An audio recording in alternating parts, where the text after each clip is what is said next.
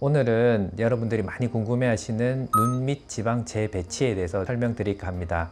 일단 눈 밑 지방 재배치를 하기 위해서 이제 고객님들이 고민하시는 게 지금 사진에 보시는 것처럼 눈 밑에 지방이 볼록 튀어나오고 그다음에 그 밑에 고랑이 이렇게 생김으로 인해 가지고 젊은 사람들도 나이가 들어 보인다거나 피곤해 보인다거나 이런 경우도 있고, 나이가 조금 있으신 분들 중에서도 피부가 많이 늘어나지 않은 상태인데 눈 밑 지방이 노화로 인해 가지고 튀어나온 경우에도 하안검을 하지 않고 눈 밑 지방 재배치만으로도 해결하는 경우도 많습니다. 그래서 그것만 해결해도 인상이 많이 달라져 보일 수 있기 때문에 잘만 선택하면 아주 좋은 수술이 되겠습니다.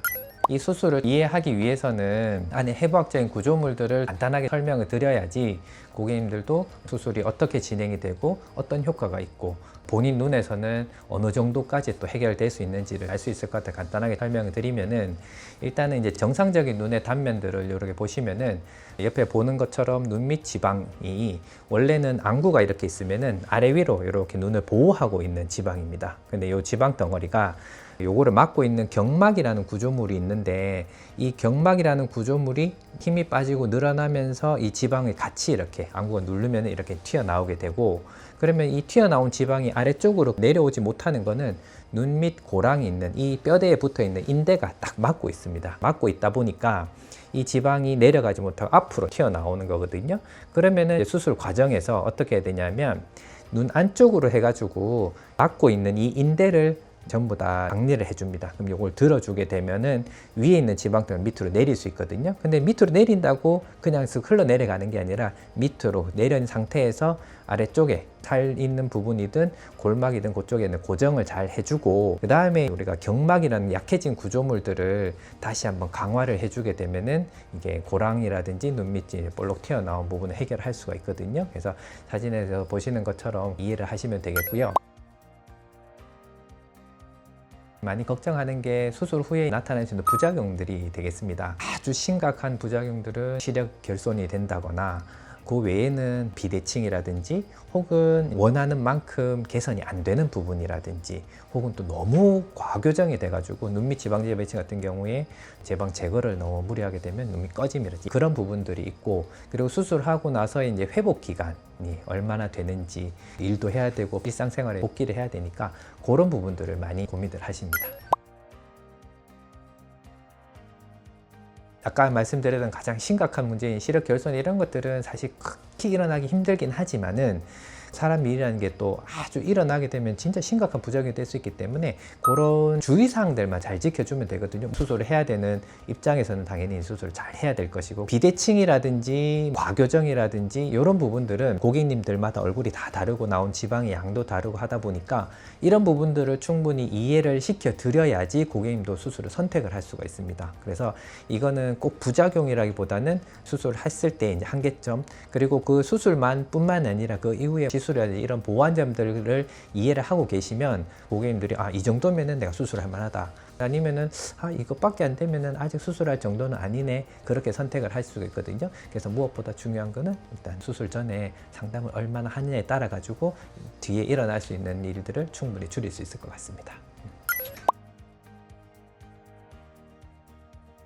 수술을 하게 되면 어찌됐건 우리 몸에 칼을 대는 거다 보니까 아무리 조금 다쳐도 뭐 소위 말해서 피가 나고 진물이 나고 상처 회복 과정이 필요합니다. 근데 이 수술 같은 경우에는 아까 서두에 설명드린 대로 골막 있는 부위까지 가서 인대를 들어주고 지방을 다시 재배치해주고 하다 보니까 이게 수술 과정이 좀 깊이까지 들어가야 되거든요. 근데 고객님들이 느끼기에는 바깥쪽에 피부에 상처가 없으니까 어찌 보면 되게 간단하게 생각할 수도 있는데 굉장히 깊이 들어갑니다. 근데 그거를 기술적으로 최대한 상처가 덜 나는 플랜을 잘 찾아서 정확하게 고정을 해주고 나면은 빠른 회복도 이루어질 수 있는데, 일단 그래도 붓기가 생기다 보니까 눈이 시림 증상이라든지 눈물이 난다든지 이런 부분들은 조금 있을 수는 있습니다. 근데 이게 되게 약하게 붙어 있는 거라든지 심하지 않은 경우에는 수술한 다음 날 거의 불편한 거를 잘 못 느끼겠다 할 정도로 그런 분들이 있는가 하면, 골막이 단단하게 붙어 있고 지방량이 많다거나 또 혹은 비정상적으로 혈관이 올라오거나 그런 부분들이 있으면은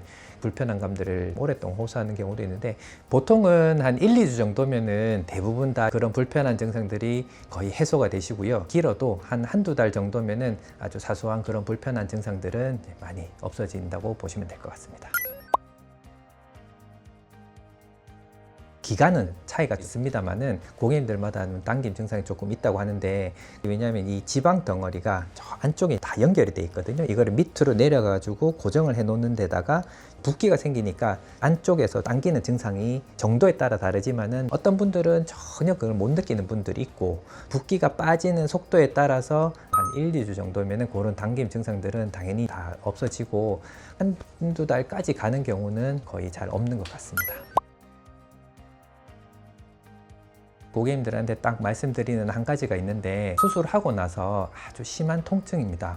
통증이 수술하고 나서는 어느 정도 다 생기기 마련인데 아주 심각한 통증이 생기는 경우가 있습니다. 이 안구 안쪽에 보면 뼈대 공간이 좁은데 이쪽 부분에 시신경이나 혈관들이 다 모여 있습니다. 근데 그쪽에서 피가 나가지고 부피가 늘어나게 되면은 이 시신경이나 혈관들이 눌리면서 시력에 문제가 생길 수가 있습니다. 그러면은 아주 심각한 부작용이 있을 수가 있기 때문에 혹시라도 그런 심각한 통증이 있거나 붓기가 생기거나 하게 되면 빨리 병원을 연락을 주셔가지고 감압을 해야 되는 경우가 있습니다. 근데 뭐 일반적으로 뭐 수술만 잘 해놓으면 그런 경우는 흔치는 않기 때문에 너무 걱정은 하지 않으셔도 될 것 같습니다. 많이 질문을 하시는데, 사실 수술만 제대로 하면은 애교살이 없어지는 경우는 없습니다. 애교살이라고 하는 거는 속눈썹 바로 아래쪽에 피부나 근육에 의해 가지고 만들어지는 거거든요. 그쪽 부분은 눈밑 지방 재배치를 하는데 손을 댈 일은 없습니다. 근데 오히려 애교살은 이렇게 딱 있던 분이 눈 밑에 지방이 볼록 튀어나옴으로 인해 가지고 원래 있었는데 없어졌다는 분도 있거든요. 그런 거에 걱정이 되면은 애교살을 또 만들어 주면서 하는 방법도 있어서 뭐 그런 거는 너무 걱정하지 않으셔도 될 것 같습니다. 이것 때문에 해부학적인 구조물들을 보여드린 부분도 있는데, 눈 밑 고랑이라고 하는 부분이 있고 눈 위에 볼록 튀어나온 지방이 있다고 설명드렸지 않습니까? 근데 이게 눈 밑 지방 재배치가 아니라 눈 밑 지방 제거를 하게 되면 이 고랑 꺼진 것만큼 위에 볼록 튀어나온 여기 꺼트리는 상황이 되거든요. 그러면은 당연히 안쪽으로 꺼지게 됩니다. 이 재배치를 하는 데 있어서 제 같은 경우는 가급적이면 지방 제거는 거의 하지 않고 지방 재배치만 잘 해놓으면은 괜찮은데, 박광대 뼈대의 위치라든지 피부 두께에 따라 가지고 어느 만큼 어느 정도까지 이제 배치를 해야 되는지도 잘 디자인해서 설정을 해야 되거든요. 그래서 나중을 대비해서 조금 많이 할지 아니면 지금 당장 평평하게 보이게 할지, 요거는 고객님들하고 수술 전에 상담을 충분히 해가지고 지방 깔아주는 거를 어느 정도 해야 되는지 어느 수준만큼 해야 되는지 잘 설정을 해야지, 어찌됐건 수술하고 나서 고객님이 만족을 하셔야지 제가 아무리 뭐 이건 괜찮습니다 하더라도 그건 되진 않는 거거든요. 그래서 그 술전의 상담이 굉장히 중요할 것 같습니다.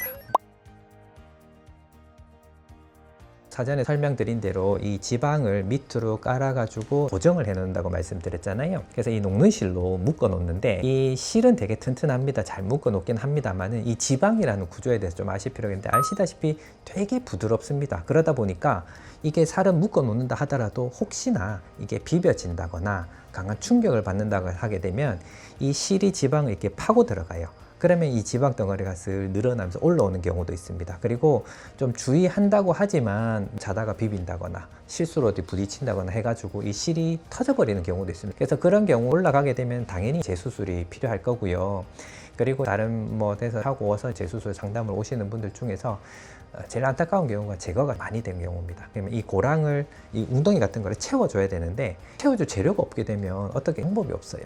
그래서 처음 수술할 때 얼마나 디자인을 잘 해가지고 상의를 잘해서 결정하느냐가 굉장히 중요한 것 같더라고요. 네, 그것만 염두에 두시면 될 것 같습니다. 수술을 하고 나서는 이 살하고 위에 있는 지방덩을 밑으로 내려가지고 이 살하고 살길이 붙는데 시간이 좀 걸립니다. 근데 이게 워낙 회복 기간이 쌍꺼풀이나 이런 수술들에 비해서 빠르다 보니까 뭐 한 1, 2주 지나고 나서 붓기가 많이 빠진 경우에는 괜찮나 하고 비벼버리는 경우가 있거든요. 그래서 그런 것들이 안 되도록 좀 조심해 주셔야 되겠습니다. 그래서 세안하시거나 화장하거나 화장 지우거나 땀 닦거나 할 때 세게 문질러지지 않도록, 또 어떤 분들은 붓기가 또 생겨 있다 보니까 붓기 뺀다고 막 문지르는 건 어떠냐 이렇게 질문하시는 건데, 절대 손 대시면 안 됩니다. 네.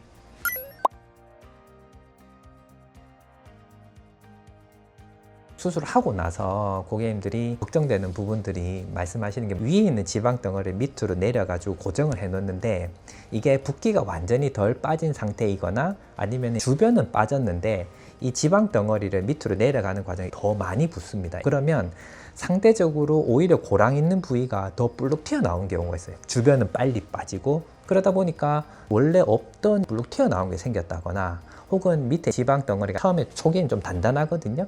그 단단한 부위가 이제 만져지는 경우가 있어가지고 걱정하시는 분들이 있는데, 궁금해하실 때쯤 돼서 경과로 오시라고 설명을 드려요. 시간이 지나면서 그런 상처받은 지방 덩어리는 일반적으로는 다 부드러워집니다. 그래서 그렇게 나오는 증상들을 수술 후에 걱정하시는데, 그거는 일반적으로 다 괜찮아집니다.